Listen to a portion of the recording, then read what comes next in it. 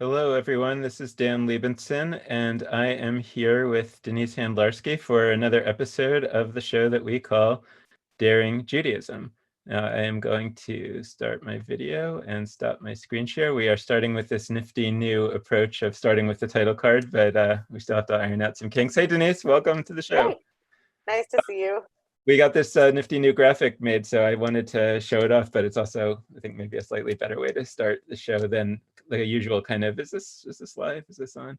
Um, that's the, what was it? Somebody said recently that, you're muted is the new, is this thing on or whatever.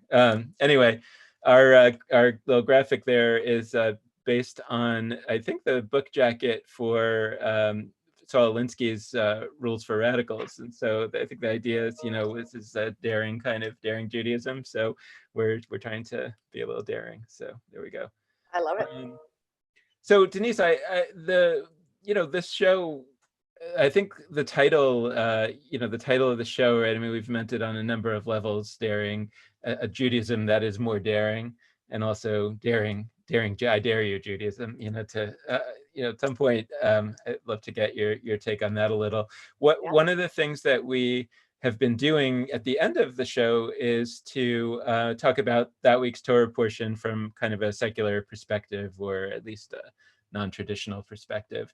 And this week's Torah portion is so legendary that I thought that maybe it would be a good place to start, and that it will take us to some interesting places. I have to admit a slight ulterior motive in doing so as well, which is that it is my nephew's bar mitzvah tomorrow, and he's having a Zoom mitzvah. And I, as the resident expert on Judaism, have been asked to give a little bit of a commentary on the Torah portion or something. And so I thought maybe this could help.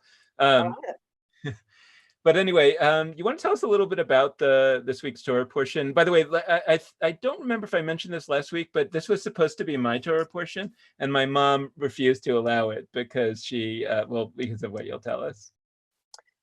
Yeah. So first of all, so for my rabbinic thesis, I did a commentary on each of the weekly Torah portions, and on this one, I actually talked about that phenomenon, that this is like the worst bar mitzvah portion, or b mitzvah, gender inclusive, that anybody could possibly get, and that's actually part of what I wrote about. So that's hilarious that it was actually you. And I had a friend years ago who, he's still my friend, but this conversation happened years ago.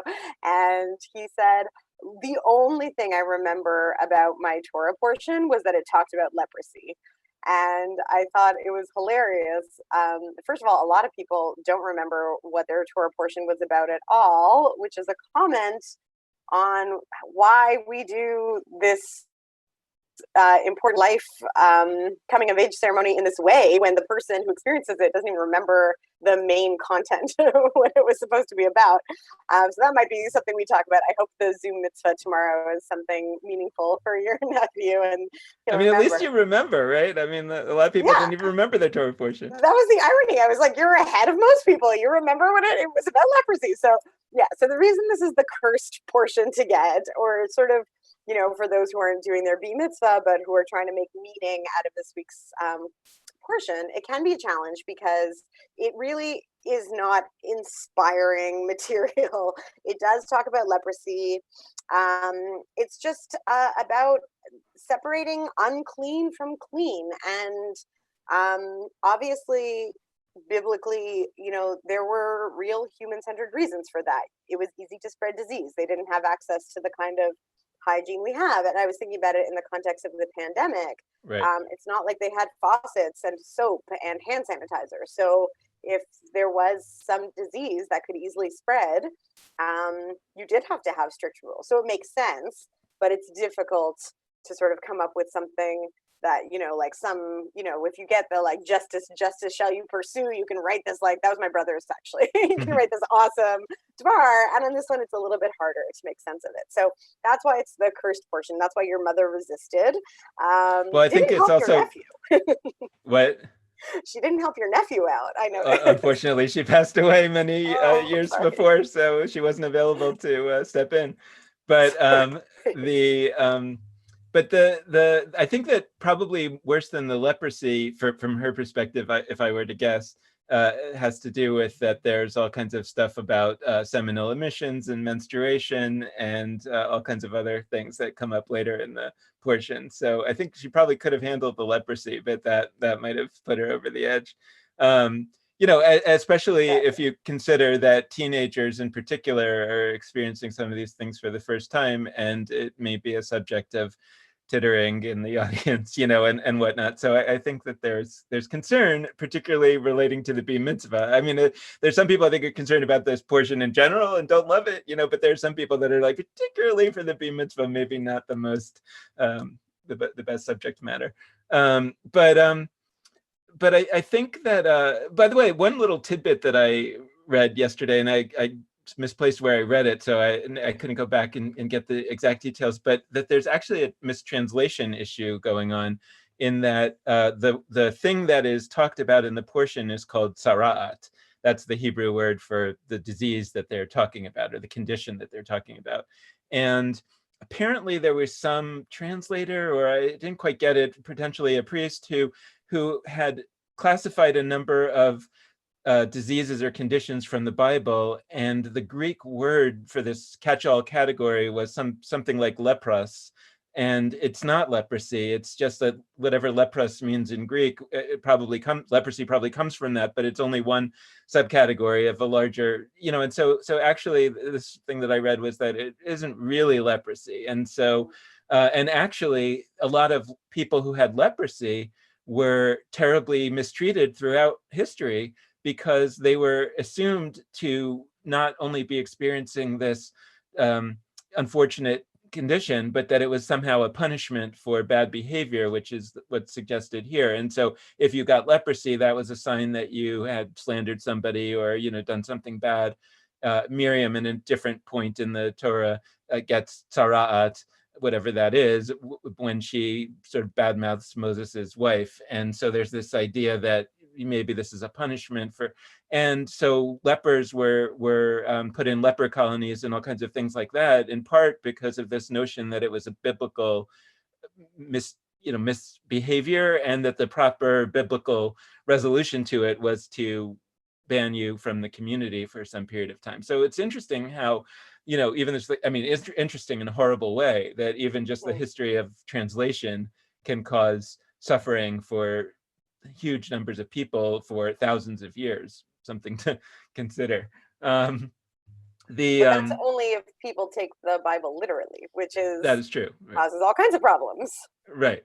No, and maybe that's a reason not to take the Bible literally, especially if you are not reading it in the original. I mean, I'm not suggesting that you should take it literally no matter what. Regardless. But certainly if you're reading the translation, there may be great beauty in the translation, and there are all kinds of interesting books about translating the Bible, and I've done some translation myself, so I know both the strengths and the weaknesses of it. But I would be a little nervous if somebody were to take my translations and, you know, in some way make life choices based on the English. I would say at least check the original first.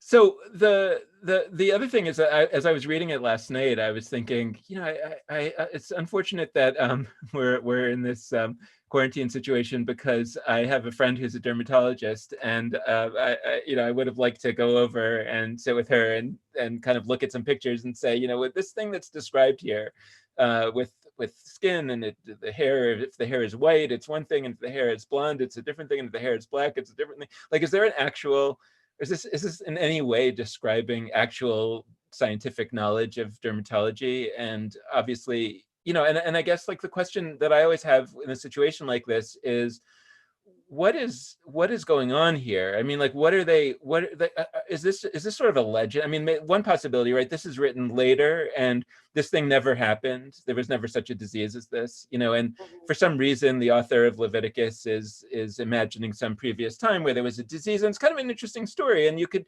sort of see it as like, this is the story. If we weren't currently in the COVID situation, I mean, think about pre-COVID, where we would tell our children to wash their hands before dinner.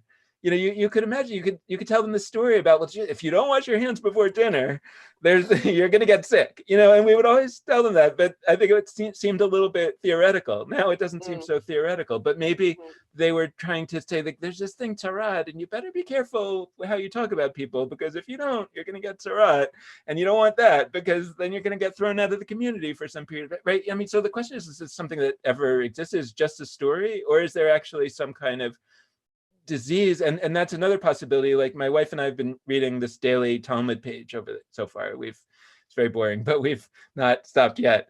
And Secular Synagogue is doing it too, and yeah. someone in the group posts haikus about it every day that she makes for it. It's so great. I like the haikus way better than the actual daf. Maybe you could send that. Are you doing it, or just there's some people that are doing it? Just one person does a haiku, and somebody else has been writing poems. It's really fun. But I mean, are you studying it? Yes, I will be honest. I am not necessarily studying it every day, as had been the original intention, especially given everything that happened. But I'm reading around it every day. That's great. So my wife is really enjoying the memes. There's all sorts of memes about it. I'd like to see the haiku. So if you could send me that link, if that's available. But but one of the interesting things was, so in the first book that we read, which is the book of Brachot, blessings, there is a lot of talk about demons. And they're always concerned about running into demons. And a lot of the concern about these demons is that they are highly present in bathrooms. And there are all kinds of crazy solutions. I mean, one rabbi's wife cut a hole in the wall of the bathroom so she could put her hand on the rabbi's head while he's going to the bathroom, because somehow that would prevent the demons. So the solutions are a little bit laughable sometimes, but the problem is not, in the sense that, yes, we don't think of them as demons, but if you say they're unseen forces that cause disease specifically located in bathrooms, that's actually true. I mean, that's the germ theory of that, so there it seems like they sort of intuited something that was, maybe a stop clock is right twice a day, and it wasn't anything particularly wise there, but I have a sense that probably they had a bit of a sense of what caused diseases, and that you better be careful about bathrooms. And so that's when I look at something like this, I kind of wonder, should we just be dismissing this as some ridiculous thing from the past, or is there some degree of folk wisdom that we might still be able to recover from a story like this? Yeah, I think there is wisdom in the text. When we started on Leviticus, we talked about how it's not narrative in the same way as Genesis or Exodus, but there is a narrative behind what you read. And part of the narrative in Leviticus, I really think, is trying to build community and build a healthy community in all kinds of ways. So a healthy community is a close community, but a healthy community is also a community that is figuring out how to stay well. And the challenge they're facing here is there are people in the community who seem to be a threat. You don't necessarily want to say, oh, you don't get to be part of the community anymore, but you also don't want them to infect others. It's a very relatable problem, right? It's difficult to be in quarantine, but for the good of everybody, that's sort of where we're at. So I do think there's some wisdom in it. Obviously, some of it does seem laughable, as you said. Once I read something really interesting also about Talmud, particularly dealing with nocturnal emissions, and like a lot of conversation that can seem very juvenile. And somebody said, but it seems juvenile to us because, if you consider history as a kind of life cycle, we're much further along in terms of understanding the body and science and the natural world in lots of ways. So if the rabbis seem juvenile, it's because their understanding is a little bit juvenile, really, as to why do these things happen and what does it all mean, right? And how do we stay okay when these strange things are happening to our bodies? And I think about this a lot. Like, I don't know if you and I have ever talked about, I teach a whole module on sex ed because I teach people becoming teachers. So it would actually be starting next week if things were normal. And that's part of what we talk about, that one of the reasons there is so much tittering when you're in front of a group of, young adolescents talking about this stuff is like, really, when you think about it, it is weird. Our bodies are weird. Stuff leaking out of them, it is disconcerting when you first come up against it. So if you're trying to, bathroom stuff and, semen and menstruation, it can be like really like, Right. why does this happen? And I get it. I get why they wanted to think about it biblically and then in the Talmud. It makes sense. Right, and it's interesting actually, like following that track of the juvenile and the growing up. I mean, I think at least according to documentary theories of how the Bible came to be the Bible, right? I mean, one point that is often made in lectures about the editing of the Bible is that it's better to understand the Bible and even the Torah as a library rather than as a book, because the 5 books of Moses were actually 5 separate scrolls at certain times in their history, and before that they were mixed up in different ways too. So but even if we take the 5 books as 5 separate scrolls, the scroll of Leviticus was probably, as my understanding, it was kind of a scroll that was independent of the others, and that it was basically the property of the priests until the destruction of the first temple. And so think of it as like I forget what it's called, but like the medical doctor's manual, the physician's desk reference, and it was really very limited knowledge for priests. And so that's why there's so much about, well, exactly how do you bring the sacrifices? And one of the interesting things in this Torah portion is kind of like, if somebody, I think it's about the tzara'at, or the what we call leprosy, but maybe it was about the emissions, but it's kind of like what you do, you bring a sacrifice and you take the blood and you put it on somebody's finger and their big toe, and it's very specific, and it's the kind of knowledge that really isn't all that important for your average person to have, in the sense that you could just go to the doctor. The whole point of going to the doctor is like, I don't know what to do, you do it, you're the doctor. And so I don't need to have that information. After the destruction of the first temple, there was, I think, a sense during the Babylonian exile that maybe, hopefully, the temple will come back, but it's very possible that this whole business is over in the way that it was after the destruction of the second temple. So in that sense, the priest manual, you could either just throw it out and say, we're not using this anymore, or you could sort of say, well, let's incorporate this into a larger document that is something that, we'll have wider access to. I mean, back then, most people couldn't read anyway, so you're still talking about mostly priests that are going to be reading this, but a somewhat expanded sense that maybe this is going to be more applicable to everybody. So it's interesting to think about, like, even that when that the book of Leviticus, in part, right, we can imagine that the book of Leviticus was written even long before the Bible. We could say that the Bible was kind of presented to the people, and so even just within that history itself, it's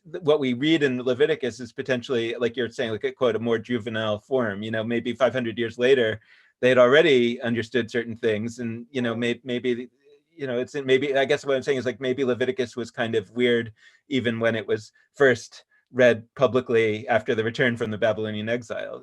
And and that raises, I mean, I think that raised something. I think we probably maybe should go back to the Torah portion later and explore some of the other things, because there's certainly a lot of worrying sexism and other things in the second part of the portion. But I want to go to something that you posted in this post that you did about this portion, and you talked about it briefly earlier, which is this question about the Bar Mitzvah in general, and that in your movement, the secular humanistic movement, it isn't necessarily the case, or maybe it's never the case, that one reads that week's traditional Torah portion at the Bar Mitzvah ceremony.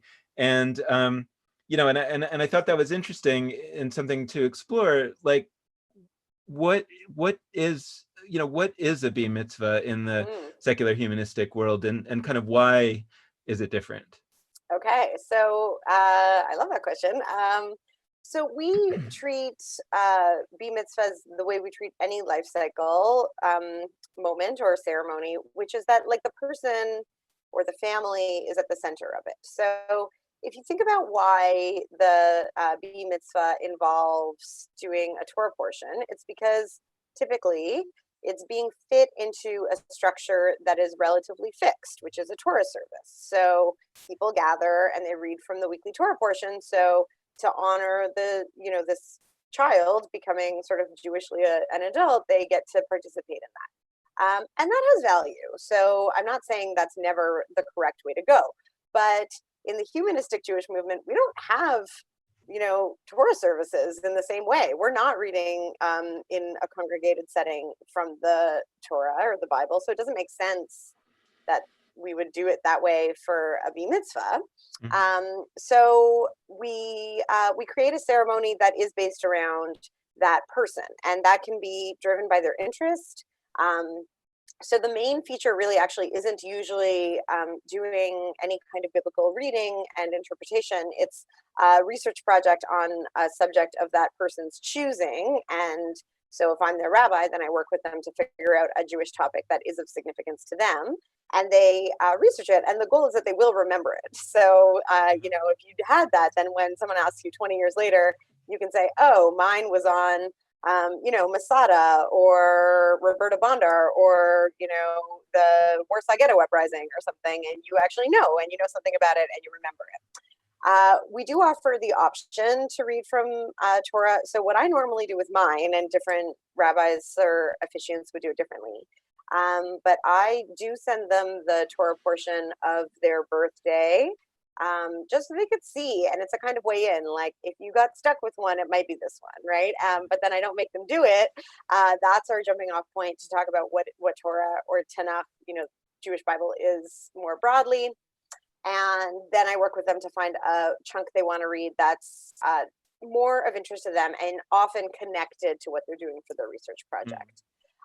So if they are interested in animals, maybe we look at Noah. If they're, I'll find something.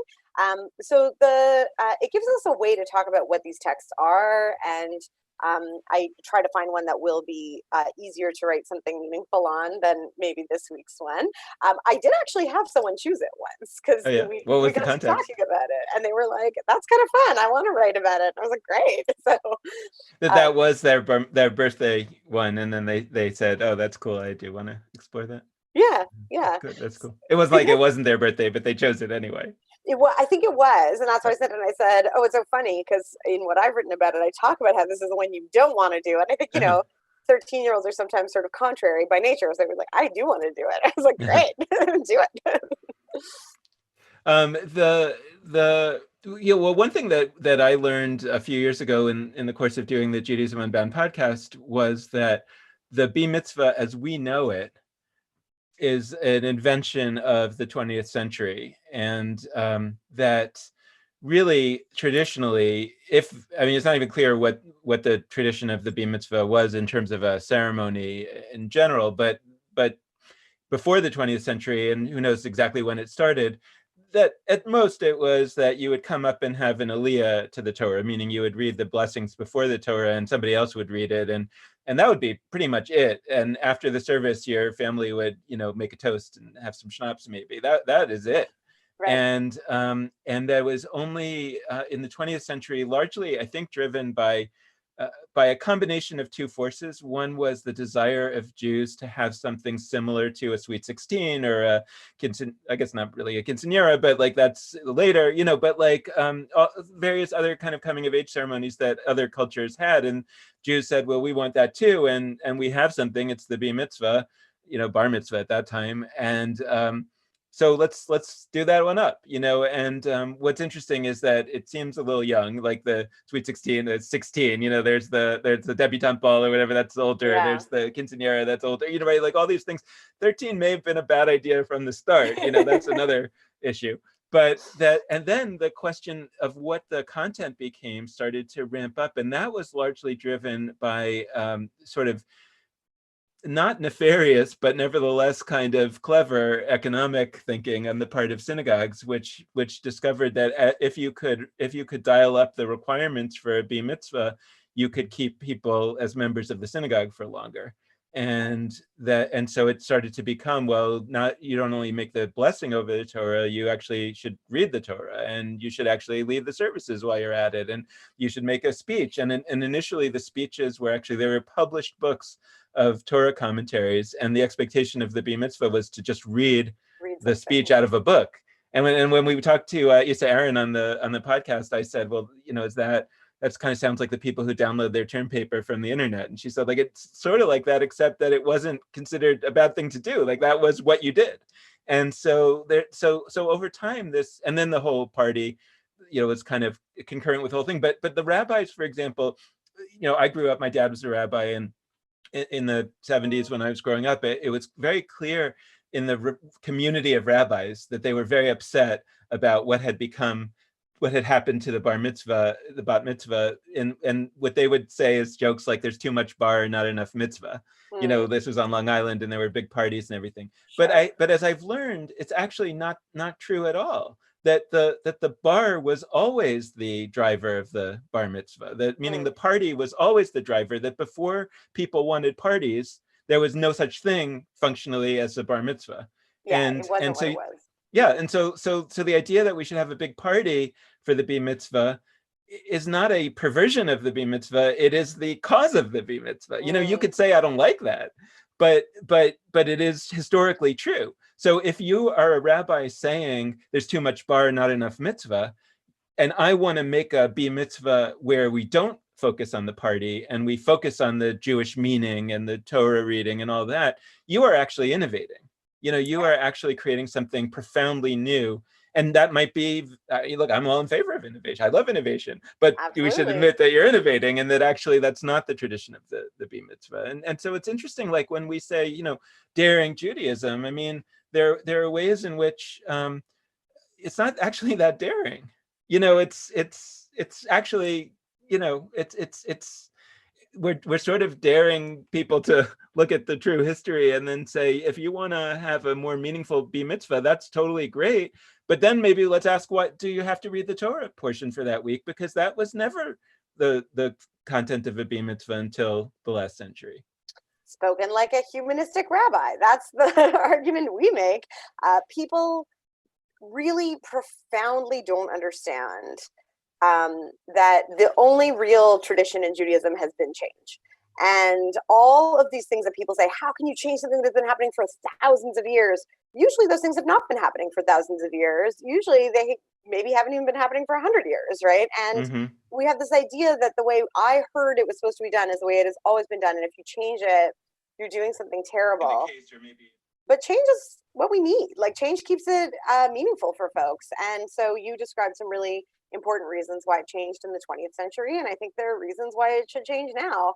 I, in a way, agree that there's too much bar, not enough mitzvah, but not because there's some original authenticity we need to return to, but rather because I don't like that bar mitzvahs became an opportunity to flaunt wealth, and people feel like if they can't afford to drop, tens of thousands of dollars, then they should feel ashamed. And it did become kind of gross in lots of ways. Right. And I mean, I don't want to sound judgy of people who did that. Like, if that's what you want, then I get it. But I do think that it's an opportunity to think about meaning and adopting a kind of Jewish identity and coming into that with some nuance and thoughtfulness. And I don't want to lose that. So no, but let's talk about alternatives, because and some of these things might not sound new to people who may have been listening to certain conversations in the Jewish world. I mean, look, the Reform movement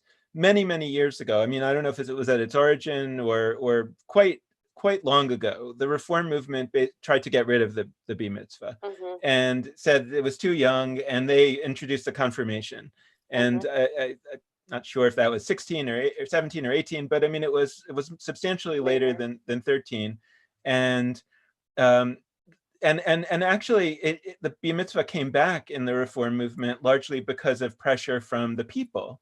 And that, by the way, and again, that was the origin of the bar mitzvah. We've talked about on Judaism Unbound that, for example, the Tashlich service on Rosh Hashanah, where you throw your sins into the water in the form of breadcrumbs, that actually was a practice that traditionally the rabbis hated. They thought it was just superstition, and it was a terrible idea, and it was not traditional in any way, in a kind of authoritative standpoint. But the people liked it, and the people found it meaningful, and over time, the people just refused to not do it, and eventually rabbis sort of came to find some, accepted it, and then kind of overlaid it with various kinds of meaning and whatever, and then every synagogue, more or less does it, every traditional synagogue. And so similarly with the bar mitzvah, but let's, but what if we were starting from scratch? And not only starting from scratch, but also thinking about our own time. It's like if we think about the bar mitzvah and what it's supposed to be, I actually think it branches in potentially two ways. Because when I've talked about getting rid of the bar mitzvah, people have said to me, and I think, and I accept this critique, that there is actually something profound about the beginning of teenagerhood, and there's bodies are changing, minds are changing. There's all kinds of things that are changing. So it is a time of life that merits some kind of coming of age ceremony, or I don't know if coming of age is the right word, a transition ceremony. Mm-hmm.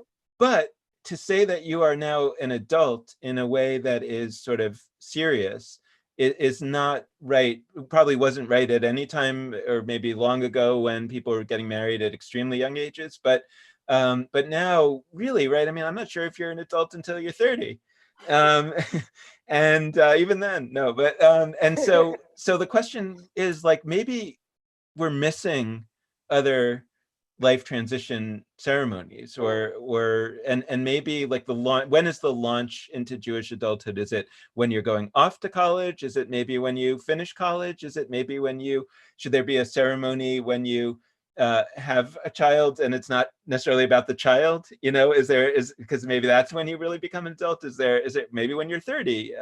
So that the question to my mind is like the component. It feels like a lot of components have been jammed into the bar mitzvah that actually belong elsewhere, and because they're placed in the wrong time, they turn into something almost laughable. Like, I can't tell you how many bar mitzvahs I've been to where they say, you're an adult, but you don't get the keys to the car, right? I mean, and so it's a big joke. So the question is, what would be better? Well, I don't know if it's a joke. I never say now you're an adult. I do talk about it as a moment of accepting more responsibility, which is a feature of adulthood, but it's sort of incremental, I guess. And so, you asked, if we could reimagine it, what might it look like? One of the things I require is social service work. And to me, that's the most important part. I don't particularly care if you choose to do Torah, but I do care that you learn that part of your job in this world is to help others in any way you can. And I do think it's good that you're so young when you do it, because a lot of people at that age feel like, well, how am I supposed to help anything, And so it pushes them to discover that one can be impactful at any age. And the lesson is, so now you've started and you never stop. So it is a transition to something else. And so, sorry, I wanted to connect it back to what you were saying, but I lost the thread. But essentially, if I was to reimagine it, I would start with really mitzvah. You can interpret mitzvah as commandment, but you could also, most people use it as good deed. And I think about it not so much in terms of that's what I want to say. It's not that you're an adult now, you're done growing. You're never done growing. It's the first time we're saying we now believe that you're capable of accepting more responsibility. And, there will be future times when you also have to accept more responsibility. And you said, we don't have ceremonies for that always, right? But if you think about it, maybe we do, right? Like, we have graduation ceremonies, and they're not necessarily Jewish ceremonies. We talked last week about visiting the mikveh, the ritual bath, and points of transition. So I actually really do encourage people to find ways to add ritual or ceremony to some of their important life moments, even if they're not part of the, typical birth, bar mitzvah, marriage, death kinds of things. And on the marriage one, I mean, that was seen as such an important life moment. And it is for lots of people, but there are lots of people who choose not to marry. And there are lots of people who would say, my life didn't change that much when I got married, because, that was true for me. Like, Charlie and I had lived together for 5 years. And when we got married, it didn't feel like that big a transition in our lives. But when we had kids, that was a big transition in our lives. So there are different times when I do think it is worth thinking, if this was my bar mitzvah, 3, 4.0, like wherever I'm at in my life, how do I actually create something to market? And there are Jewish and other ways to do that. Yeah, I mean, I think about like leaving for college as an example. And yes, we do have graduation, high school graduation, but what would it be like if we had some kind of Jewish ceremony? And maybe it includes things like we give you a Kindle full of books. I mean, I was gonna say a pile of books, but who wants to really bring that to college? But something that we give you that is kind of like what you probably wouldn't have been interested in the previous stage of your life, and you might not be interested in it now, but we think likely sometime in the middle of college when you start reading philosophy, you'll maybe be more interested in Jewish philosophy, and so we've got that for you in case you're interested in that, whatever it might be. And we've kind of create some kind of pack for the road. I mean, or think of it as maybe we would connect it to the Exodus somehow, or and say, here's a pack that you take with you, your Jewish pack, take it to college, or something like that. And maybe after college, I think Hillels do this somewhat, but what if there was a more profound Jewish sense that like now you're going into this, because the time after college really is a wilderness for many people, in the sense that it's a long time. I mean, it used to not be, and now it's a long time till people settle down, get married, have kids, whatever they're going to do.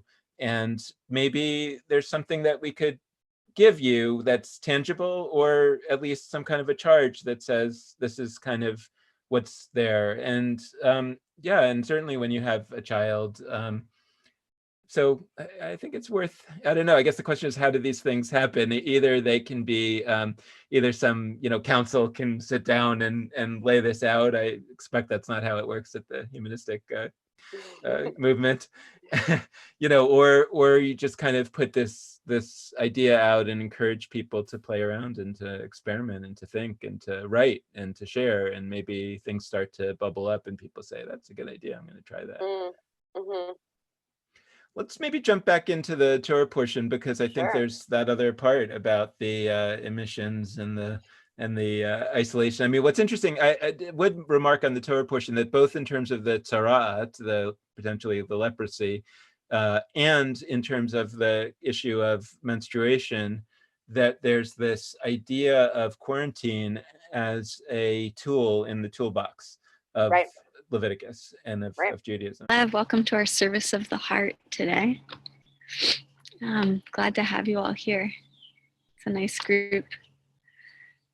And you can find our first little jam on this lev sheet. We're singing K-I-L Tarog. I saw a couple of people last week playing guitar with me, which is so fun. So I put the chords this week in case you want to play. And today I'm outside. We'll see if my old computer can make it the whole time. So just taking this time to be present and take things as they come. Be with things just the way they are. This is K-I-L Tarog, the classic Urban Adama Lev tune. And it goes like this. K-I-L Tarog, Alafi K-Mayim. If you don't know the words, la la la, Ken Nafshi Tarog, Elecha Elohim. It's that whole thing again. K-I-L Tarog, Alafi K-Mayim, Ken Nafshi Tarog, Elecha Elohim. And then it changes. Tama, Tama, Tama Nafshi Elohim, Tama Nafshi Elohim, Le'el Chai, Matai, Matai, Matai, Avo, Matai, Avo,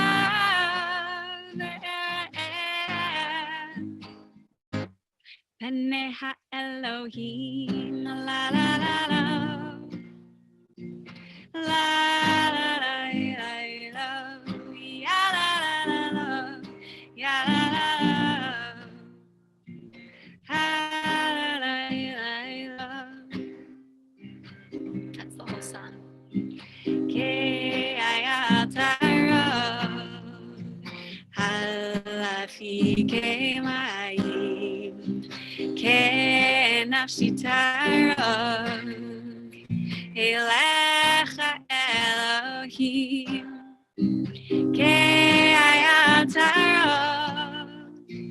Alafi Ke-mayim, Ke-nafshi tarak, Elecha Elohim, Sama, Sama, Sama nafshi la-Elohim. Sama nafshi la-Elohim, le'el-chai. Matai, matai, matai yavo, matai yavo, le'el. Pene ha-Elohim, ya la la la, ya la la. Ha la la la la, ya la la la, ya la la la. Hi la la la, ya ba ba ba ba bum, ya la la la. Ha la la la, ya ba ba ba ba bum, ya la la la. Hey ba ba ba bum. One more time. Ke-ayataro, alafi ke-mayim, ke-nafshi tara, elecha Elohim, ke-ayataro, alafi ke-mayim, ke-nafshi tara. Elecha Elohim. Get ready to rock out. Sama, sama, sama nafshi la-Elohim. Sama nafshi la-Elohim. Le'el-chai. Matai, matai, matai yavo. Matai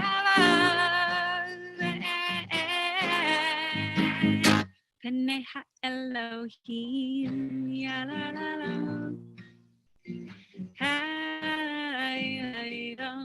And as you know, I would have said a month and a half ago, Yeah. I would have said like, that's crazy, that's so weird, that is so terrible, you know.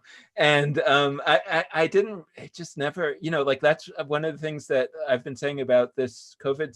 Ya ba ba ba ba bum, ya ba ba bum, ya ba ba bum.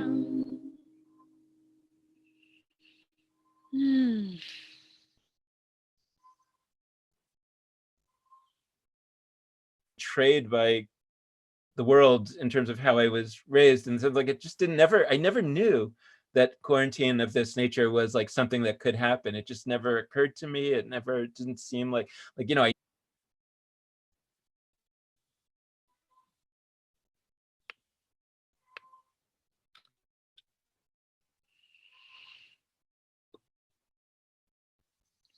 like the longing in that song. you go under your desk, you know, even that, which was not from my life, that was from my parents, you know, generation, right? But like I knew that there were these things that we prepared for, but like I never knew that there was kind of a preparation for pandemic. So now all of a sudden that we've actually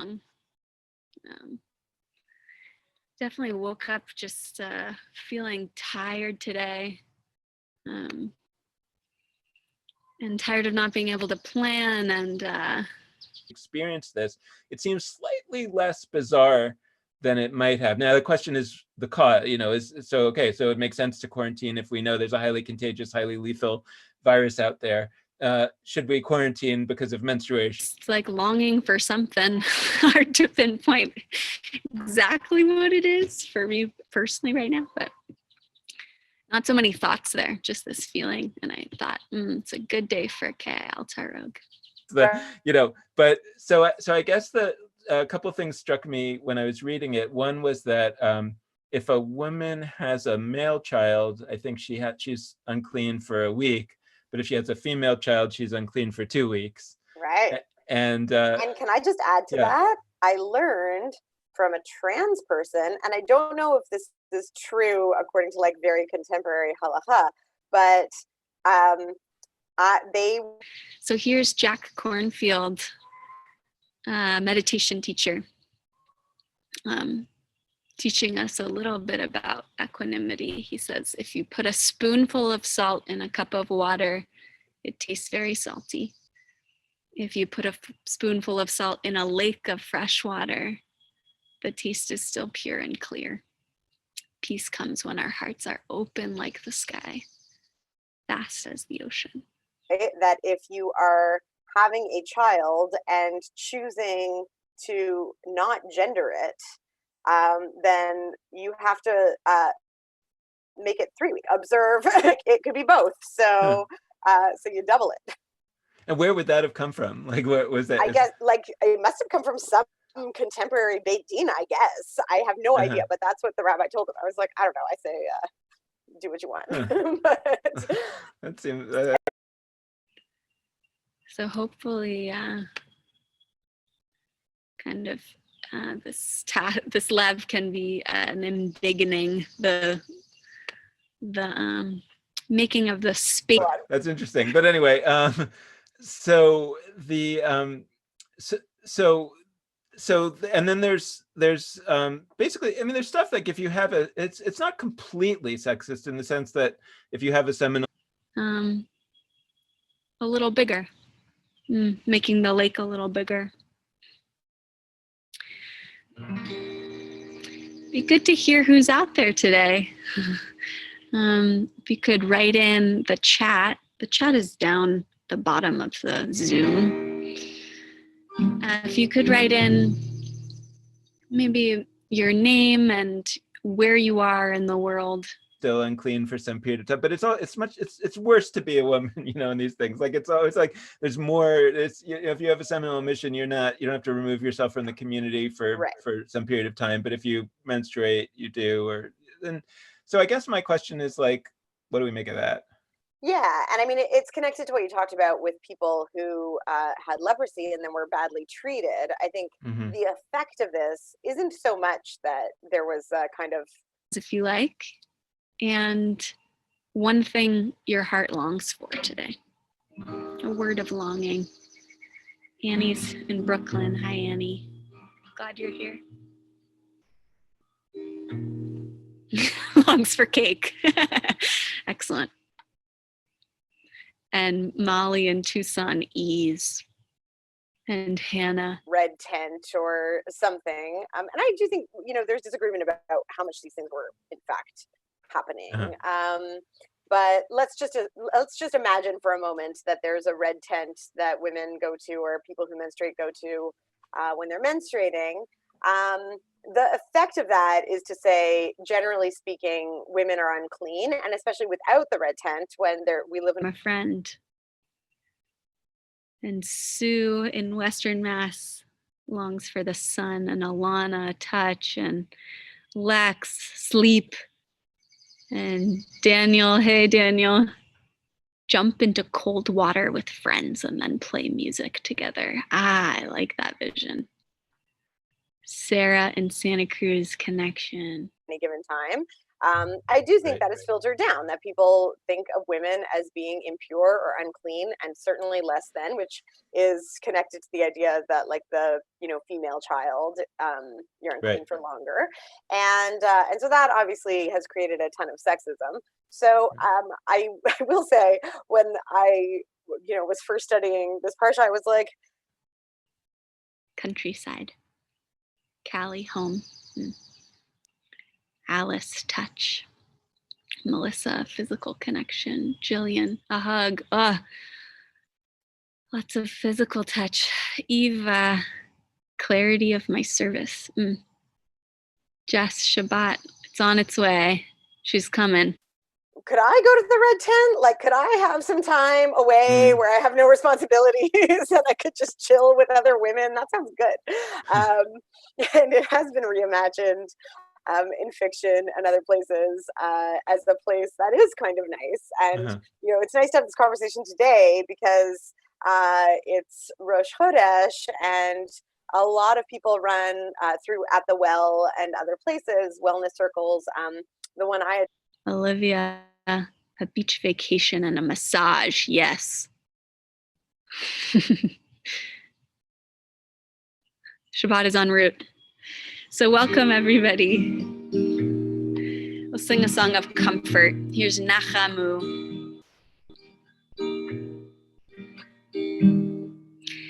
Nachamu. The red tent. And that's what it's for. It's for women, people who identify as women, to come together and just be in a space that's just for us, doing some community and spiritual work together. And so there are ways that we can think about this Torah portion as being really harmful. It is, and it has been. But there are also ways we could think about it as saying, okay, so if we're thinking about our bodies in a spiritual... It's really simple. Nachamu, Nachamu ani. We can think about these things as being, how do we elevate the body stuff, I guess. And so, there's a nice... Nachamu, Nachamu. Nachamu, Nachamu ani. That's the whole thing. Comfort. Nachamu, comfort. Nachamu ani. A mitzvah to have sex on Shabbat. Like there are good things that come from all this weird discussion about bodies, I guess is what I want to say. I mean, what's interesting, so two things. One is that it struck me as you were describing what would Nachamu, Nachamu ani. Nachamu, sing it out. Happen if you're concerned that a woman who is menstruating is unclean in some way that kind of literally rubs off on you, right? The what? Contaminates you. Contaminates, there's always the cooties. I mean, there's a Nachamu, Nachamu, Nachamu ani. That whole nother question, it again comes with my wife and me studying the Talmud, is that there's just this just such a level of concern about impurity. It almost feels like kind of like a weird.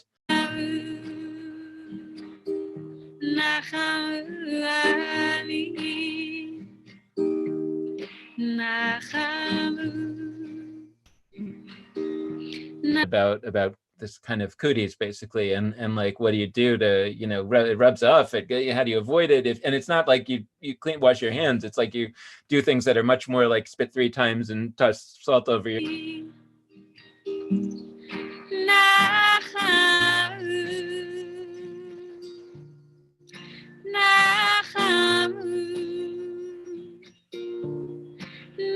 kind of bizarre, and it my wife's been saying, like, I'm not sure how good I feel being a part of this this community, like, meaning like, what is it, why is this the greatest book of all time, the Talmud, it's like right. It's so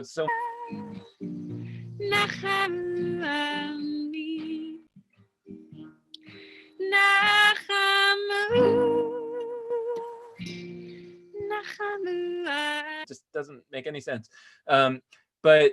But in any event, if you believe that stuff, and if you're in a society that believes that stuff, then any woman who you don't know very well, you don't know how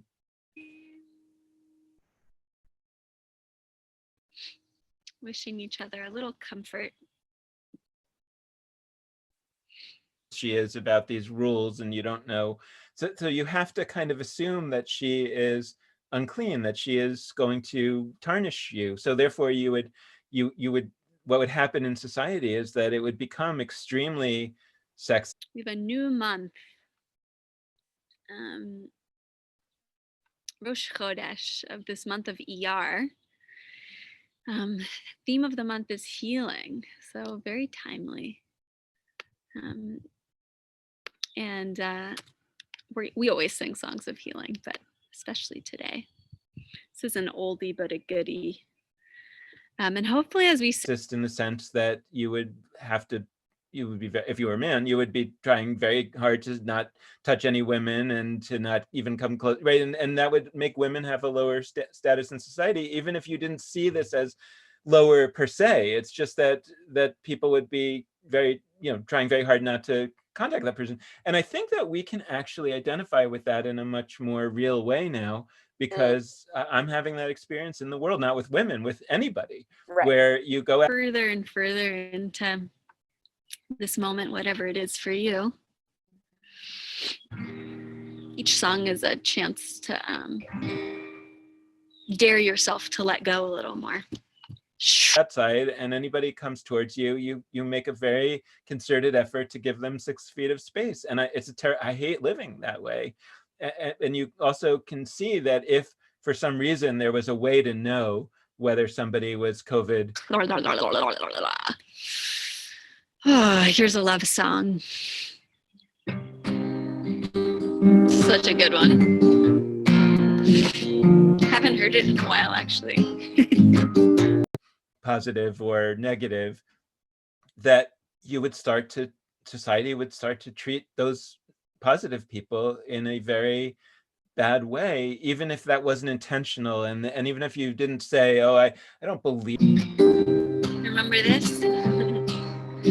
Olam chesed yibane, ya baba, ya la la la. Olam chesed yibane, ya baba, ya baba bam. Believe that there's anything morally wrong with somebody who's COVID positive. So, and by the way, like when we use terms like sexism, where we imagine that what's behind it is saying, like, I think women are bad, or like, are sort of something deeply wrong with women. So I can imagine a lot of people living in that society who say, no, I don't believe anything. I believe women are totally equal, but the Torah tells me that they're unclean, and so I have to be careful, right? And so even if you in your mind are not having these thoughts, it's still.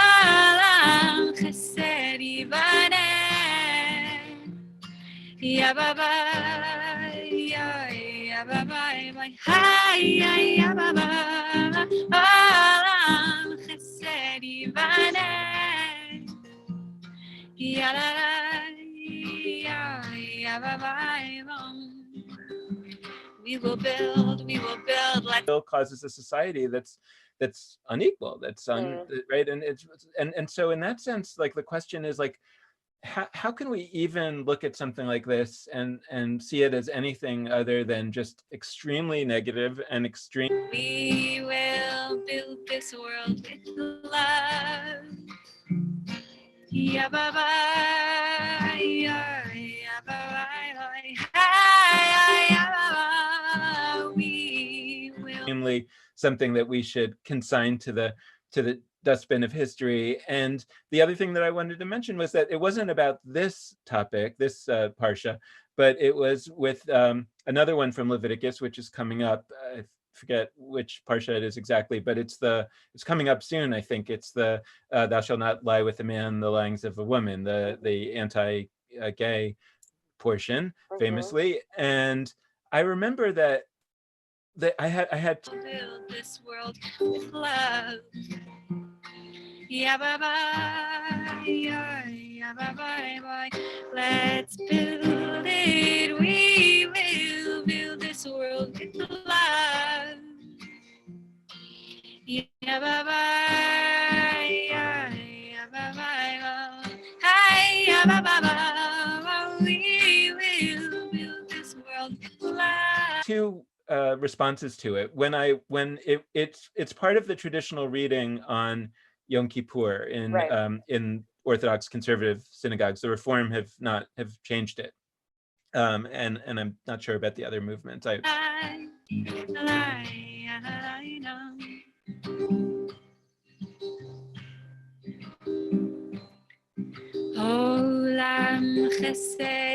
Would imagine, well, the humanists don't necessarily read it at all, but so I remember thinking that, and we talked about this on the Judaism Unbound podcast, that actually I approved of reading that on Yom Kippur. Why? Because Yom Kippur is the Day of Atonement, and it seemed like it would be a cool idea to read all of the horrible. So not only should we read that, we should read this portion and all the terrible stuff on Yom Kippur, and that's our chance to atone for it and say, like, we're really sorry that we ever had this stuff.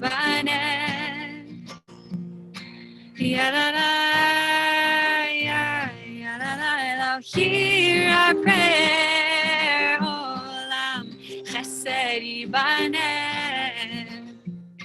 Ya la la, ya la la la.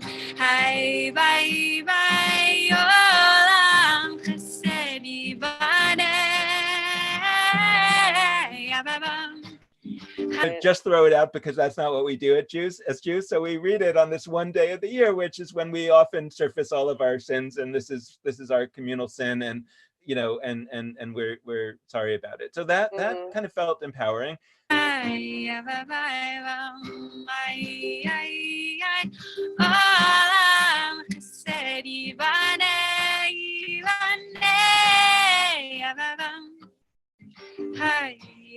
Time I was at a bar mitzvah actually in an ultra-Orthodox community, and it happened to be that portion, the anti-gay portion, and I walked out because I felt that I can't sit here in this community that's actually reading. We will build this world with love.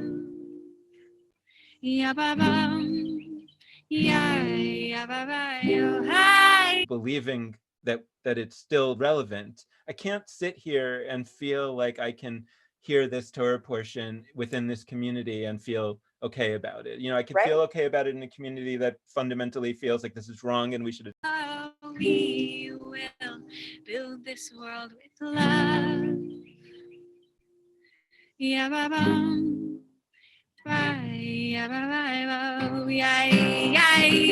And I can't do it. So that also, I think that raises the deeper question of our engagement with Torah. I mean, where we sort of started, and it's to say, like, for example, I mean, even the question of should we continue to read a you build this world with love.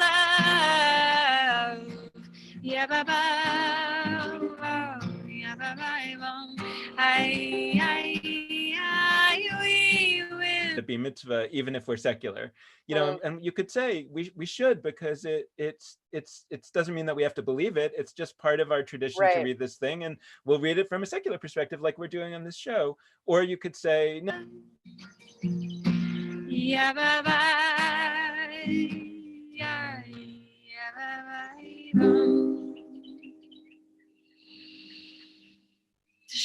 Very historically contingent reasons why we ever read the Torah on Shabbat. It had to do more with people being illiterate and needing to have someone read it to them. And really, at the end of the day, we don't have to do it. And let's do something else and something more meaningful. So have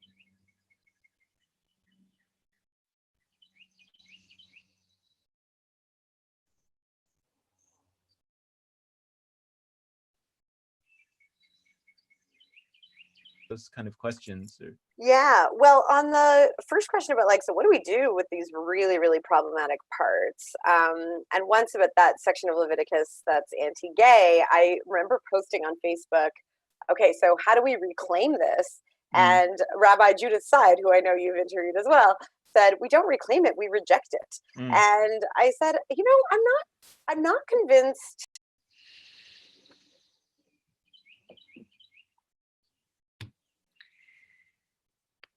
So inviting in some morning blessings.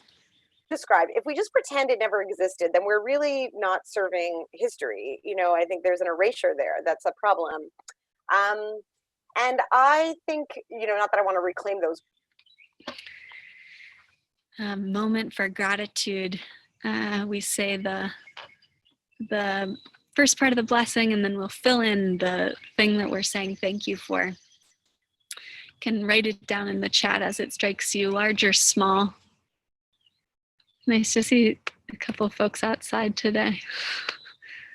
Lucky us. Hi, Olivia. Celebrate them in any way, but as you're saying, how do we use it in a way that is teaching something? I agree with you. I would walk out too. I think there are ways that we can publicly say we don't support this, and it's one of the reasons that we should engage with reading the Hebrew Bible, because if we leave it to the people who do take it literally or who do espouse those views to and as they come in, see if you can let them fully wash over you the beauty of each thing, each blessing. It's like this. And we don't engage, then people walk away saying, okay, well, that's the tradition then. That's Judaism. And that's not Judaism, right? I would say the majority of non-Orthodox people now, and even tons of Orthodox people now, don't believe those.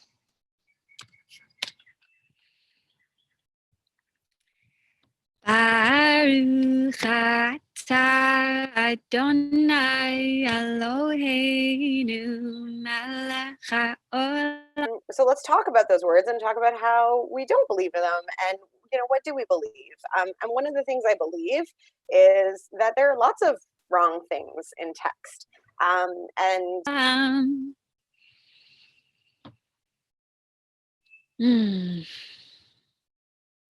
For green. Amen. So we don't have to take it literally, as you said, but we can also think about it with a little bit of humility, not necessarily with a like, oh, haha, we know so much better now, but with a sense of like, well, what are we doing and saying now that Baruch atah Adonai Eloheinu melech haolam. future we'll look back on and say, what? That made no sense. And that's terrible. And I would walk out if someone said those words today. So it's one of the lessons in reading text is like, people get it wrong. And we're getting it wrong right now. Almost here. For a hand that works. For friendship.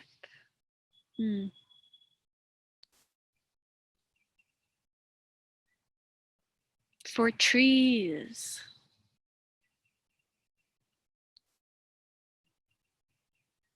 For birds singing. Tweet, tweet, tweet. Right. And somewhere or other, even if we're doing our best. And if you think about your own life, you probably have said that, and this is to everybody who's maybe listening right now, you've probably said some things that you now regret. I certainly held some views when I was young that I atone for now. And I imagine future me will atone for things that I think in this very moment, right? Not because I'm trying to do harm, but because we're doing our best. And our time here. Amen. Baruch atah. To be generous with the writers of Torah, we can say they may have been doing their best, but they got it wrong, and there is a lesson there. Yeah, that's I think that's a really important point. That's why I've struggled with Adonai Eloheinu melech haolam, for a safe home. I said something wrong, and who among us hasn't said something wrong? And shaming could be a way to get them to change. For legs that move. for the trickle of the stream. My stuffed seal. Amen. Brucha atya shechina. But most of the time, it actually doesn't work. It has the opposite effect, where somebody who actually could learn and would be open to learning is so angry at the way that they've been treated that they close down.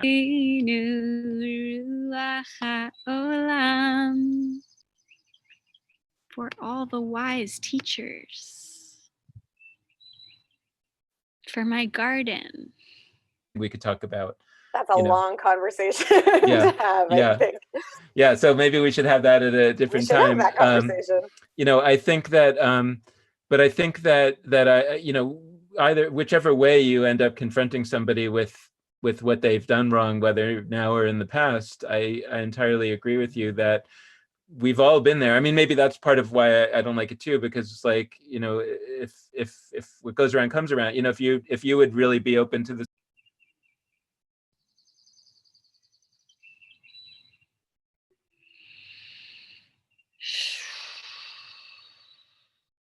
For my niece.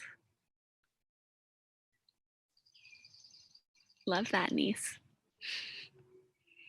For artists and writers who put their creations out there. For a heart that renews.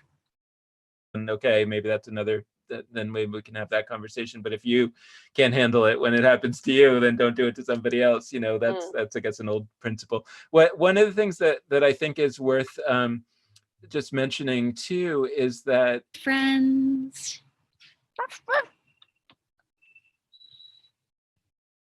Amen. Brucha atya shechina. I think that part of the way that progressive or let's say non-Orthodox Jews think about the Torah is, and this goes back to the question about the Bar Mitzvah and the origins of the Bar Mitzvah in a certain way, which is that the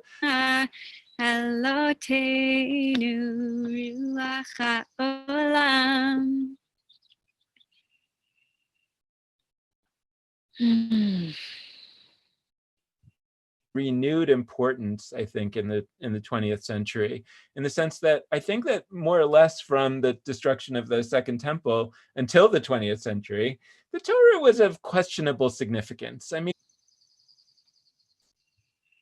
for settling in slowly, slowly.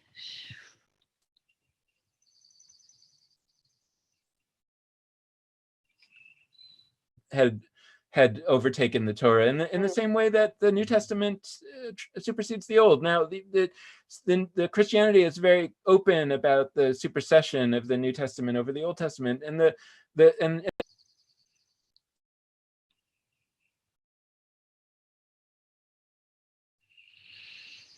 for quiet. To walk a more careful dance of saying that the Talmud doesn't supersede the Torah, that they're actually, an oral Torah and a written Torah. But functionally, the Torah had very little direct impact.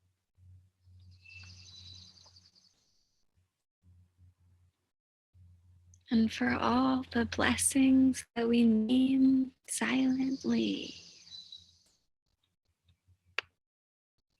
Their question usually was, how does the Talmud interpret this? What is the Talmudic law, essentially? And I think that what happened just historically is that the Reform movement basically rejected for life.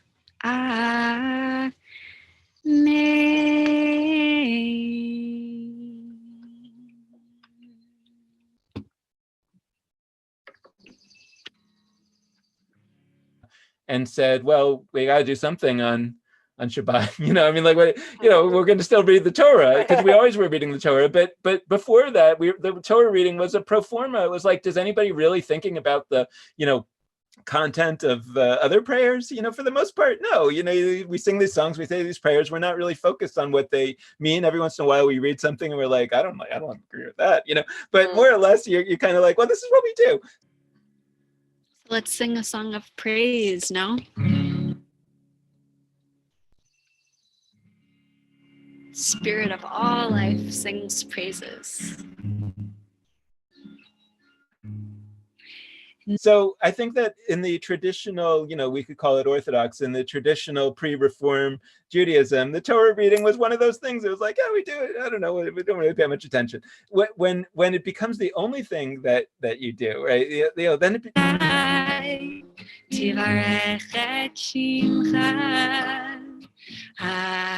Adonai Eloheinu nishmat kol achai Tivarech et shimcha Adonai Eloheinu takes this level of importance that is much more significant. And I think that when you start to give homilies about the Torah in a way that is more similar to how Christianity works, and where the priest or the pastor gives homily about the Bible, and because the Talmud is rejected, the only Bible we have is the Torah. It starts to take this level of importance. And so then when we are, let's say, post-Reform Jews, right, when we're secular,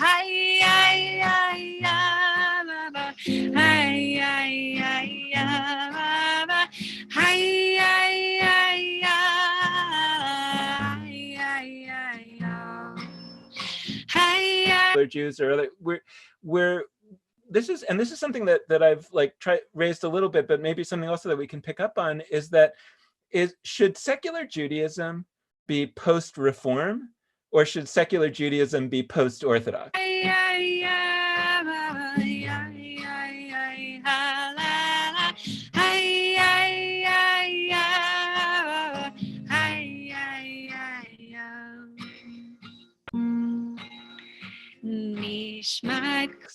Right, and that means that maybe a secular version of Orthodoxy is a more interesting secular Judaism than a secular version of Reform, including the fact that the Torah would become less important in a secular.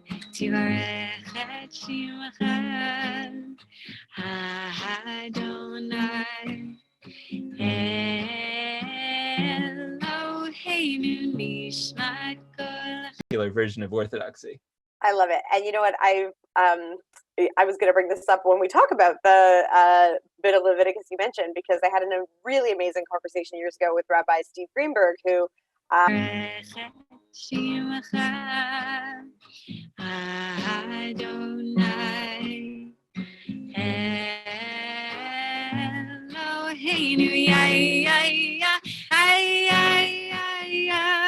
gay Orthodox rabbi. Right. And one of the things he said, not related to the gay part necessarily, but I think we'll circle back to this conversation when we talk about it, is that in his view, secular Jews and Orthodox Jews have much more in common than Orthodox Jews might have with some of the other movements of Judaism, because he said, we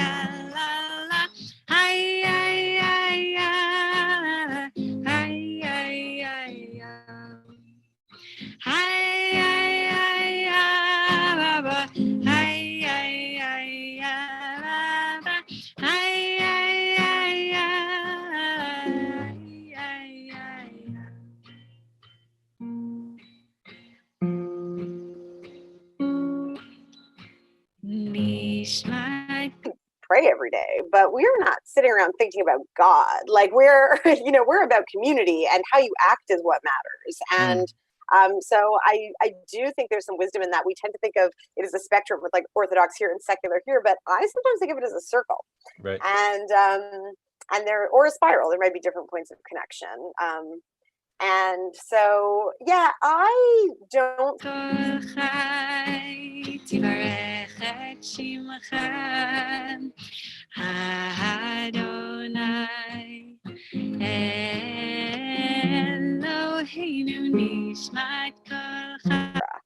But one of the things that did make Torah come back to significance in the 20th century is the reason we're talking about it today, which is that there was also a wide democratization.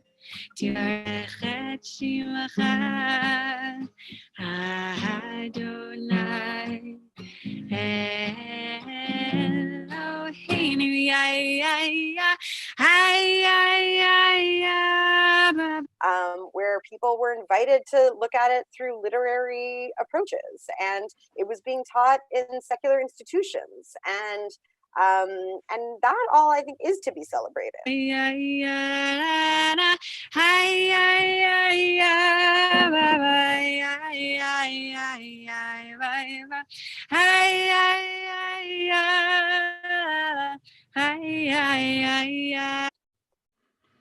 Yeah. Well, and let's I don't know, it's not next week, is it, that that part, I that don't know. portion? We'll see. Well, we're not sure. We're preparing for this week. We're a week at a time. I'm a day at a time. Yes, exactly. Well, that is coming up soon, and it'll be interesting. I would just note for one on the historical.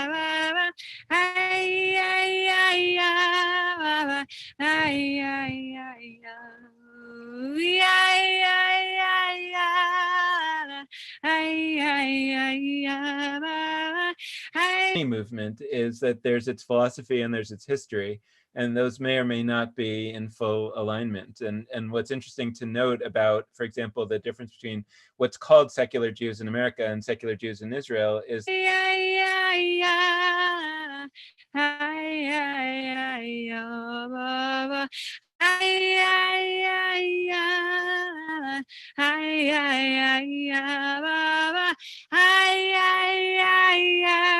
secular Jews in America, or the secular humanistic movement, or the secular, let's say the humanistic movement in American Judaism, was founded by Sherwin Wine, who had been a Reform rabbi. And so in many ways it is very post-Reform, whereas the secular world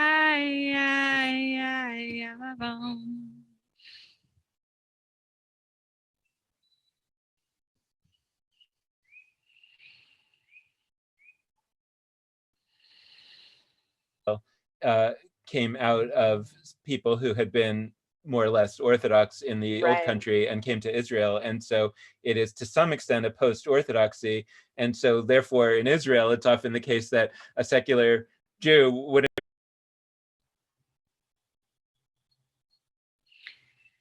I love, our tradition has so many teachings about the joy and the suffering going together. Be caught dead in a Reform synagogue, but they would come for their bar mitzvah to an Orthodox synagogue, and you're right. And there's it's sort of very weird.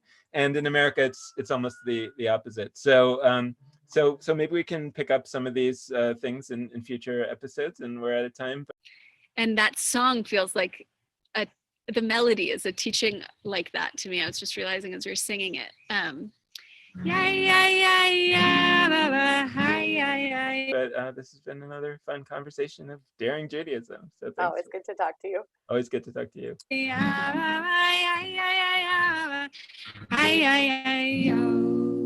like so melancholy at the end there.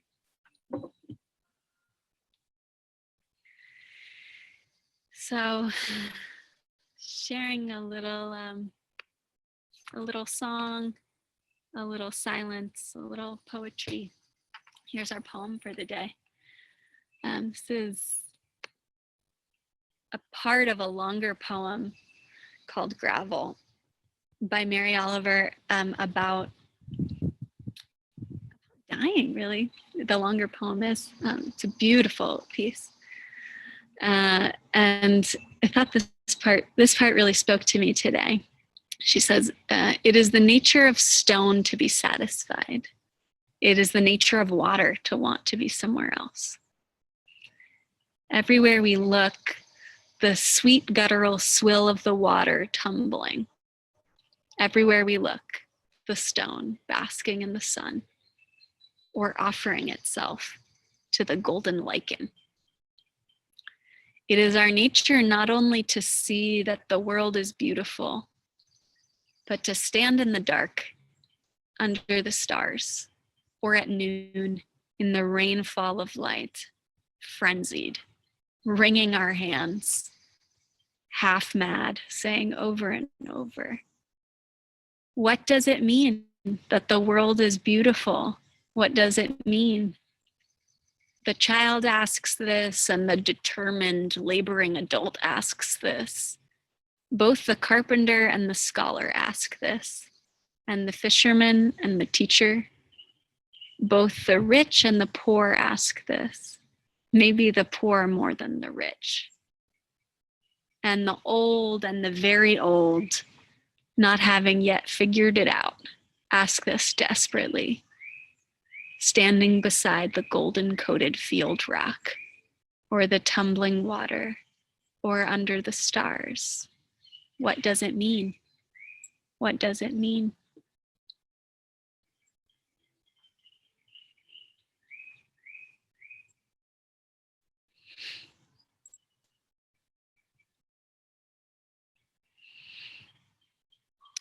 So let's go a little deeper into this poem as we do. And if a line or a word calls to you, you can type it in the chat, and make sure it's going to everyone. I've been getting some private blessings. You tap on the kind of highlighted blue name where it says to, and you can get to everyone. As they roll in, we'll kind of build our own poem here out of this gravel.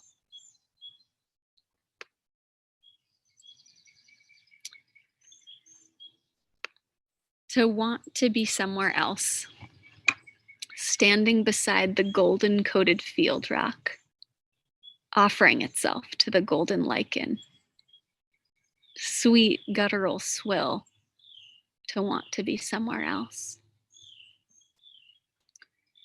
Rainfall of light, tumbling, to be satisfied, to be satisfied. Maybe the poor more than the rich, that the world is beautiful. What does it mean? Half mad, saying over and over, what does it mean? Offering itself, frenzied, wringing our hands, saying over and over, in the rainfall of light, the old and the very old ask this desperately. The old and the very old, what does it mean?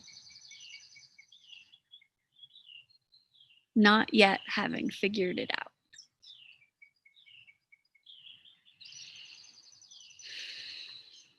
Frenzied.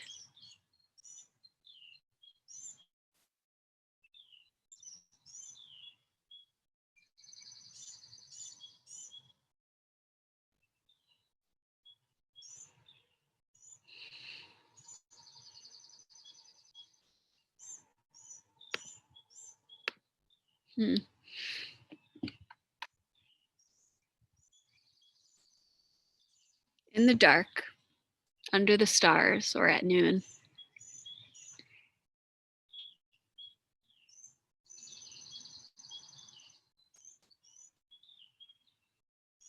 it is our nature. Everywhere we look, to want to be somewhere else.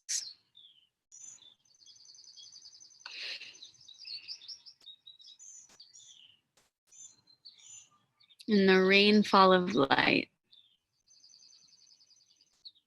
the world is beautiful.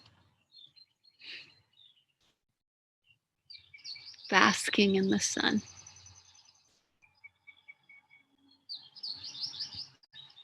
To be satisfied.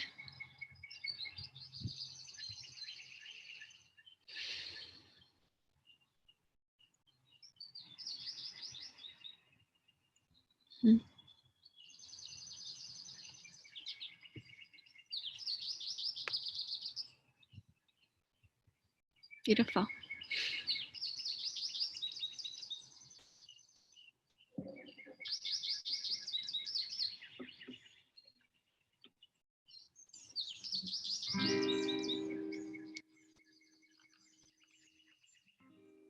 What does it mean? What does it mean? Can you hear my birds singing? Or is that a line from the poem?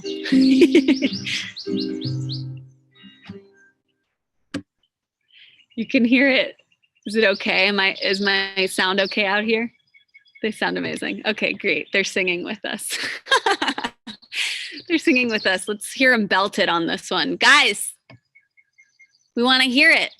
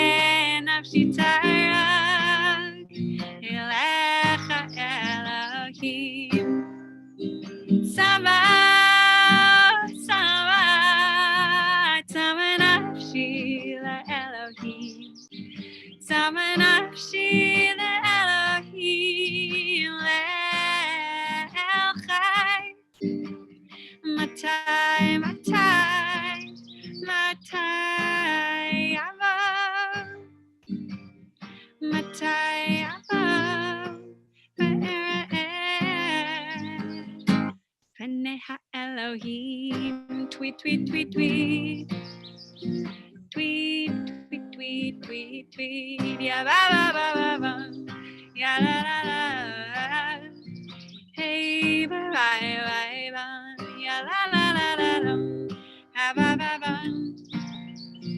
ya ya ba ba ba, ya la la la la la, ya ba ba ba, hey ba ba ba ba.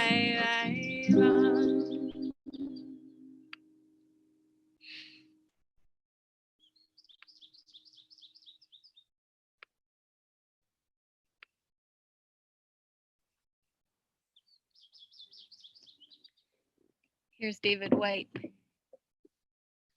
In this high place, it is as simple as this.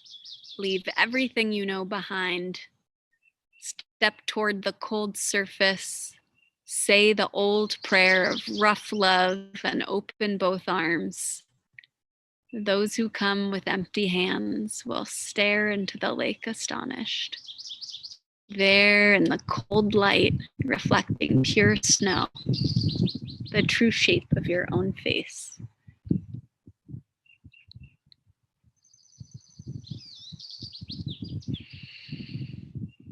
Here come the two prayers, one of rough love, and the other that shows us the true shape of our own face.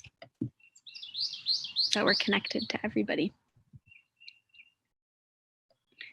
Here's Shema.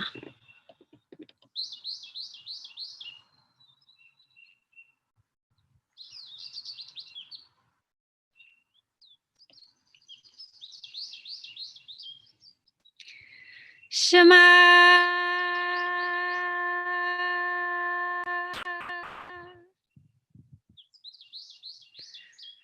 Yisrael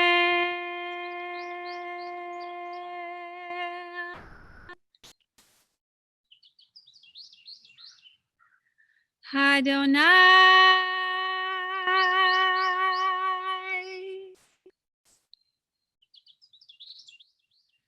Eloheinu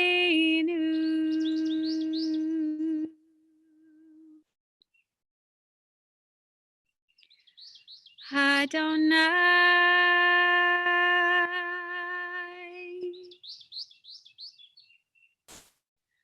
Echad.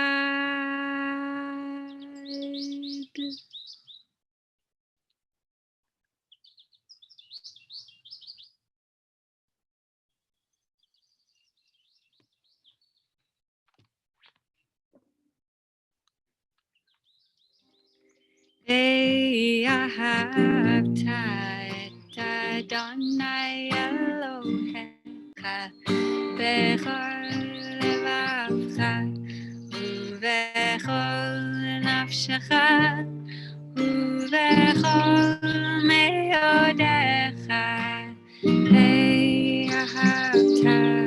את אדוני אלוהיך בכל לבבך ובכל נפשך ובכל מאודיך אהבת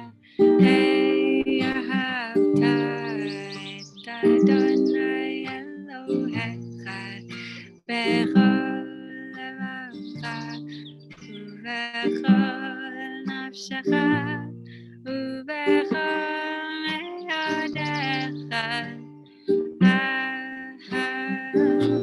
love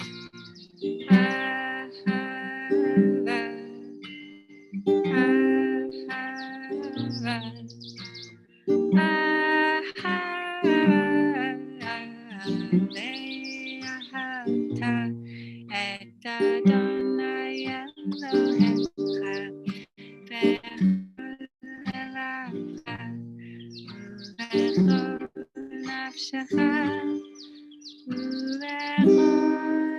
מאודיך.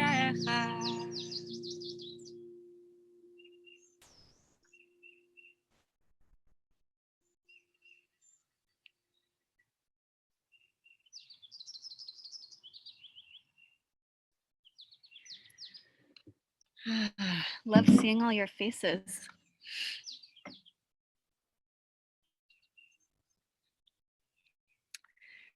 So let's sit. Oh, just being in silence together.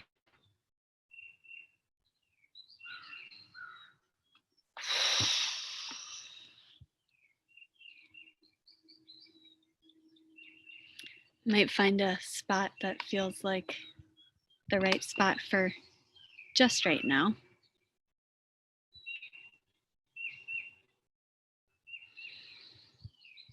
And slowly, slowly inviting the nervous system to relax.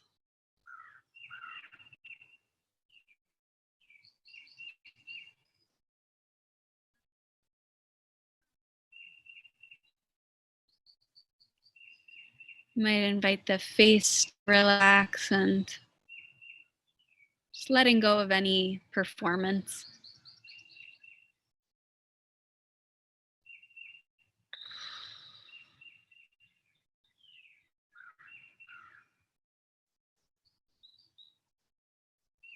And the belly gets soft and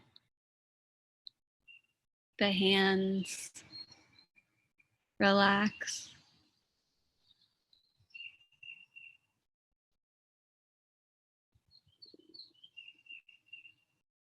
And the breath rolls in and out with no effort on your part.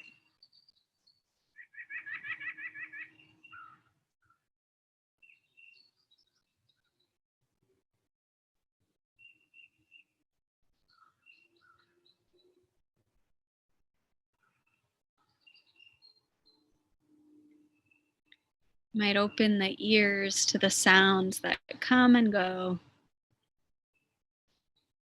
They arise and they pass away.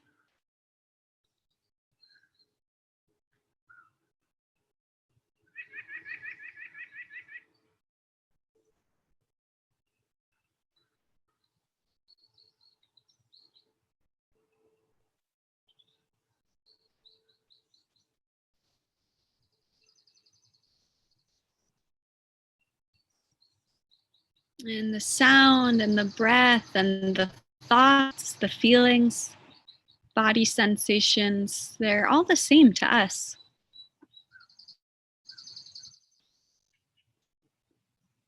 They're like clouds, they float on through. Can't hold on to them.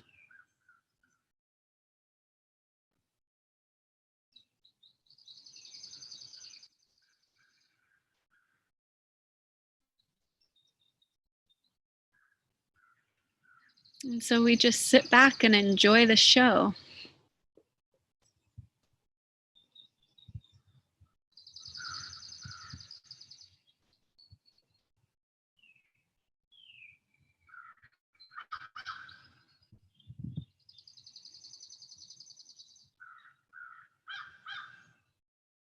Seeing if we can get interested in this moment.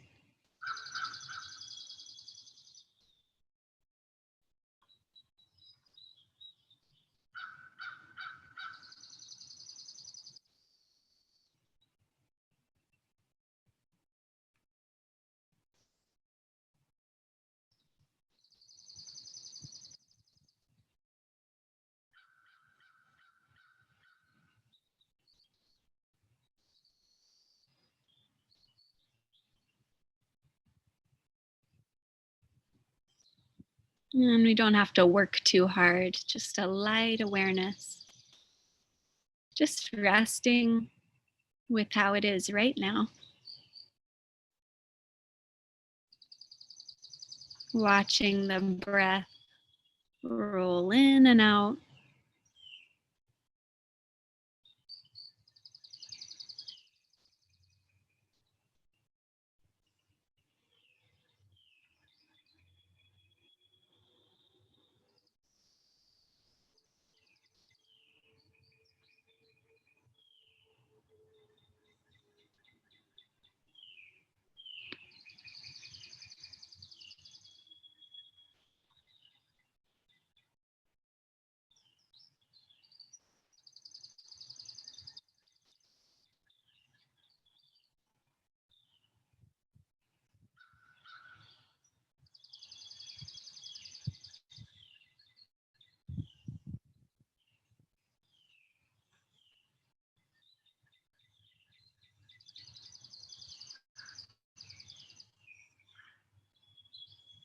Each moment a fresh opportunity to come home to this moment.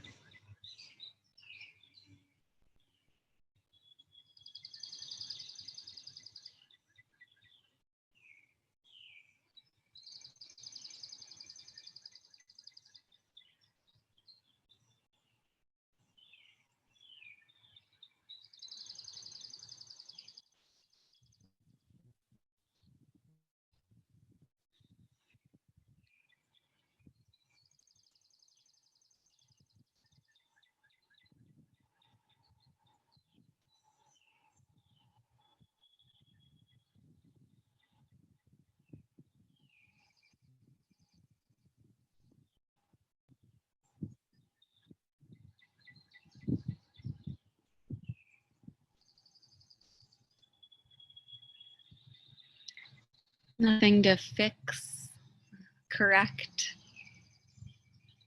criticize. Nothing to do, no projects to do. Just almost a lazy awareness.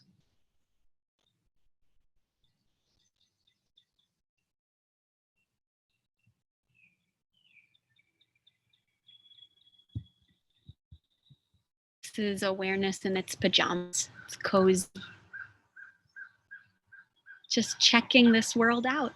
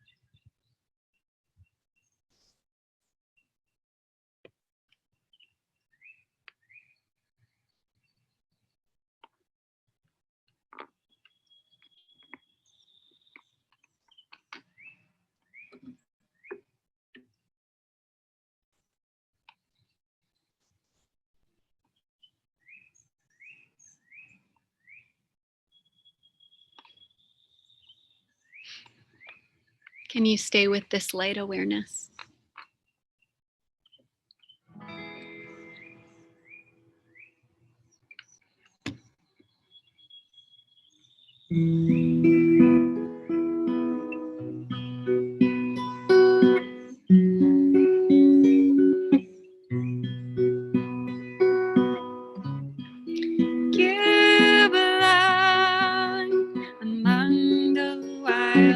wildflowers. You belong on a boat out at sea. Sail away, kill off the hours. You belong somewhere you feel free. Run away, find you a lover. Go away somewhere bright and new. I have seen no other who compares with you. You belong among the wildflowers. You belong on a boat out at sea. You belong with your love on your arm. You belong somewhere you feel free. Run away, go find a lover. Run away, let your heart be your guide. Hi, Allie. You deserve the deepest of cover. You belong in that home by and by. You belong among the wildflowers.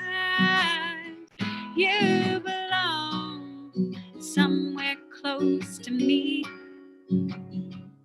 far away from your trouble and worry.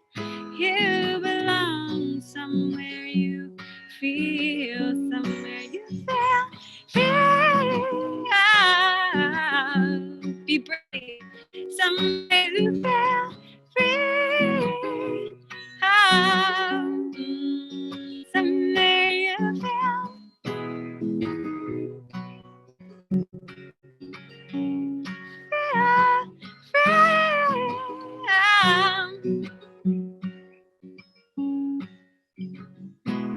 you belong among the wildflowers. You belong somewhere close to me, far away from your trouble and worry. You belong somewhere you feel free.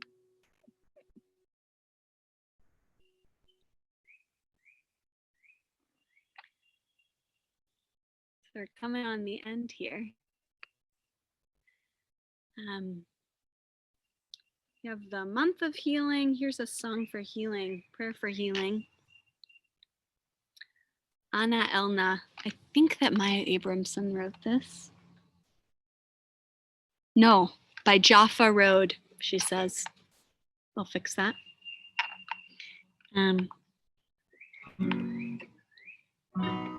Goes like this.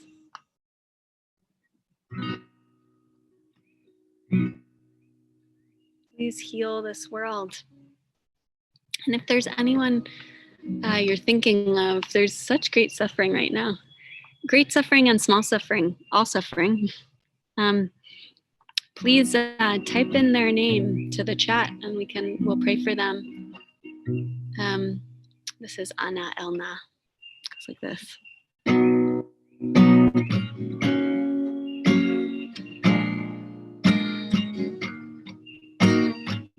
It's a beautiful melody.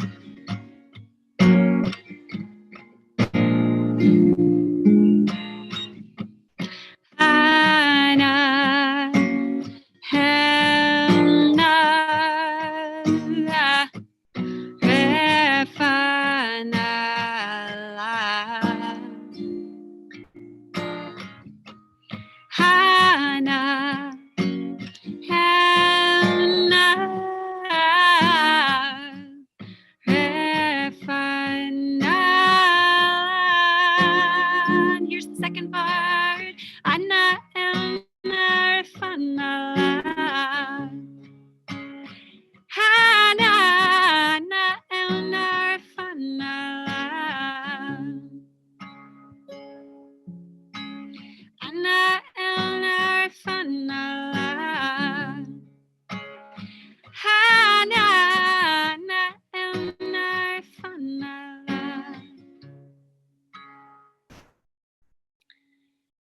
This is for the Burke family, Vivian Kurz, Angel, Sadie, Marilyn, David, Noah Zucker, Hannah, grant them healing.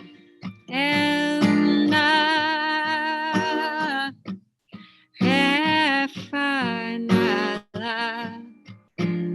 Please, God, heal them. Hannah, Elna,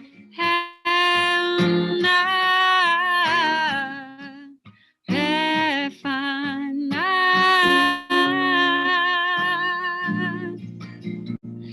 Anna, Elna, Refana. God, heal them. Hannah, Anna, Elna, Refana. Anna, Elna, Refana. Hannah, Anna, Elna, Refana.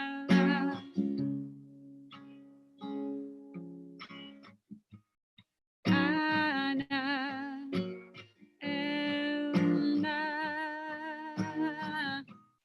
Refana. To Donnie and Amanda Raymond. Hannah, Elna, Refana. Anna, Elna, Refana. Please heal them. Hannah, Anna, Elna, Refana. Anna, Elna, Refana. Anna, Anna, Elna, Refana.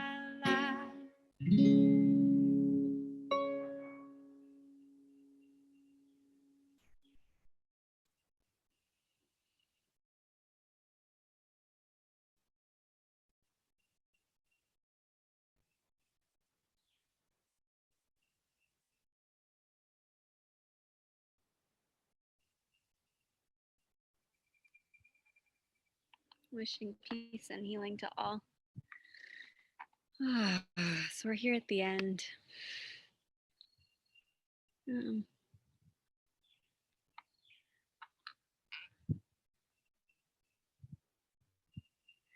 you want, maybe a one-word blessing for yourself in the chat. We say, may we all be happy, may we be safe, may we be free. What else should we add? We won't sing it, but what are you wishing yourself for the rest of this day? Maybe for the rest of Shabbat, for these next like 36 hours, something like that. May we all be present, and may we all be compassionate. May we all be content. May we all be patient. May we all be blessed with calm. We all feel fullness. May we all be soft. May we all be soft. May we be blessed with gratitude and gentleness with ourselves.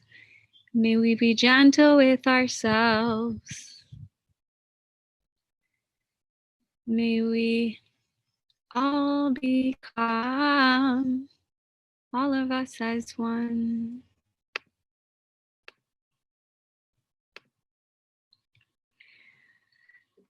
It's interesting. Sometimes I leave Lev feeling a lot better than when I started, often. And sometimes it reveals what's here in a way that it doesn't work that way. But I think it's still doing its work. So kind of revealing what's here, also useful. So however it's hitting you today, we wish you blessings. And birds, we wish you blessings too. May you be happy. May you be safe. May you be free. May we all be happy. May we all be safe. May we all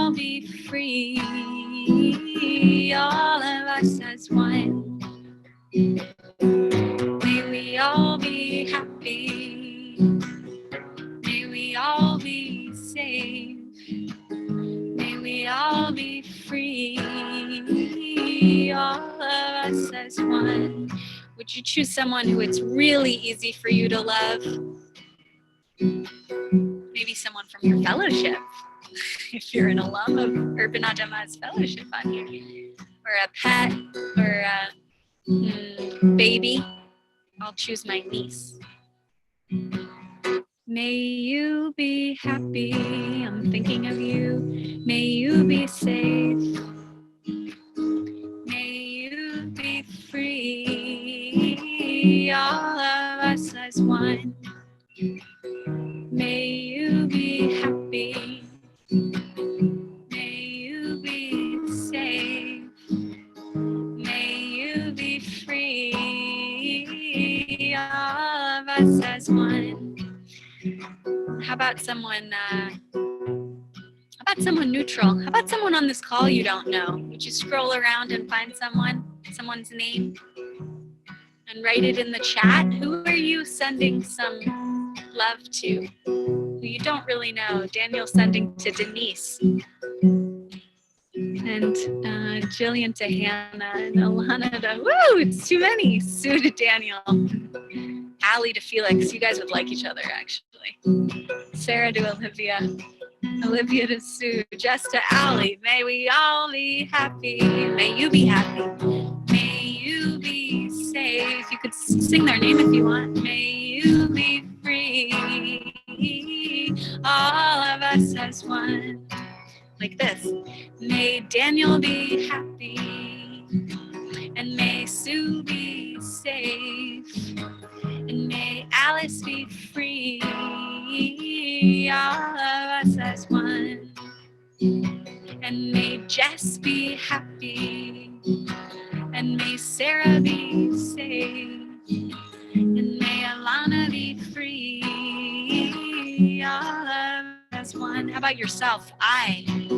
May I be happy, I am happy. May I be safe, keep me in safety. May I be free, all of us as one. Ooh, la la la la. Send it to everybody out there. Everyone's suffering. And everyone's suffering less. The whole earth full of people.